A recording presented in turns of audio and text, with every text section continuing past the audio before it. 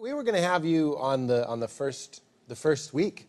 We were going to have you on the first week, but then you went and got married. Yeah. Which I finally grew up. Yeah. Yes, I did. Yeah. Do you remember on my podcast you railed for about 30 hilarious minutes against marriage? Like the most persuasive, never get married, it's a racket, they're going to take half your shit, that lie. Yeah, but at this point, no, that's true. And I maintain that. It is an absolutely insane thing to do.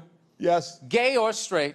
Gays have no idea what they're walking into. I can't wait. I don't wish this on anybody, but when the gay divorces start coming in, they're really going to step back, I think, being like, what the hell were we wishing for here? You know? I could have sent him a card on his deathbed. I didn't. It really wasn't worth that. Because they can't. That was their big thing. I can't go and say goodbye when they're dying. But that's if you make it.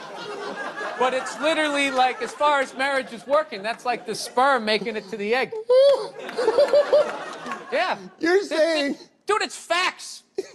Most of them don't work. And then you got to start all over again. Just busted, you know? Yeah. I don't know how it's going to work because it usually sides for the women. But when you got two dudes, like, how is that going to work out? Right.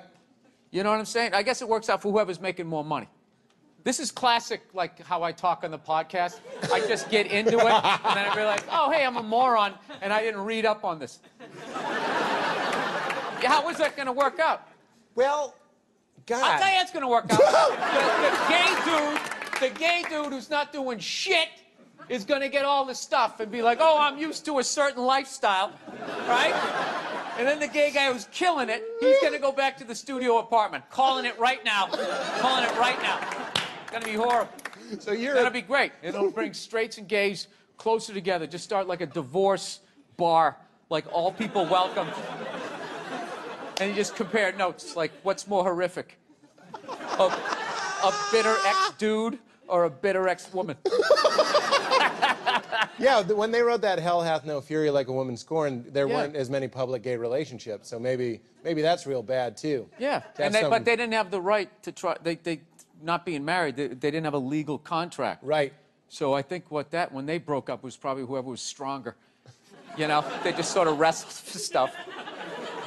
You guys are taking this really seriously.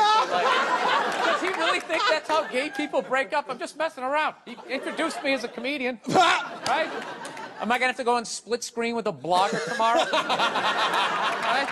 Comedy, can it go too far? Well, a day at the Pete Holmes show. I'm right there with you. I have to think that's a feature of a gay relationship, is there would be more wrestling to settle things. Oh, yeah. You know what I mean? No, but is that like... Is that spousal abuse, or did you just get your ass kicked? You know what I mean? I do know what you mean! You just lost the brawl. Is there less punching of walls right above heads in those relationships? Very dark. I'm with you. That's funny. You got to go with the liver shot. You won't see it at work. Your crones are feeding me. It's your fault.